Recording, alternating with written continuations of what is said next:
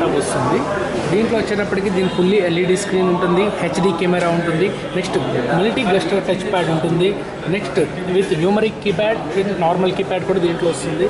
ఇది దీంట్లో మనం బ్యాక్గ్రౌండ్ చూసినట్లయితే big box speakers plus subwoofer కూడా ఉంది. దీనివల్ల ఏంటంటే ఆడియో క్లారిటీ అనేది వెరీ హై రేంజ్లో ఉంటుంది అనమాట.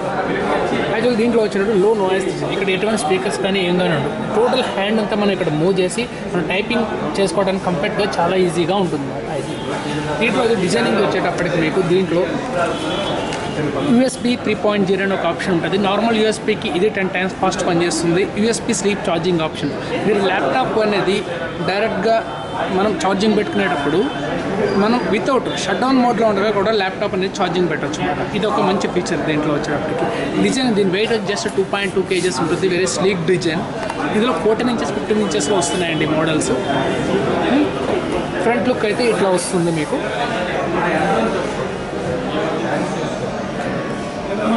నెక్స్ట్ స్క్రీన్ బ్లాక్ వస్తుంది, దాని కాంబినేషన్ అయితే మీకు వైట్ వస్తుందండి. ఇది మోడల్ వచ్చి S15212. ఇదే రేంజ్లో సేమ్ మోడల్స్ i5 i3 కూడా Pentium పీసెస్ కూడా అవైలబిలిటీ ఉన్నాయి ప్రజెంట్ మార్కెట్లో.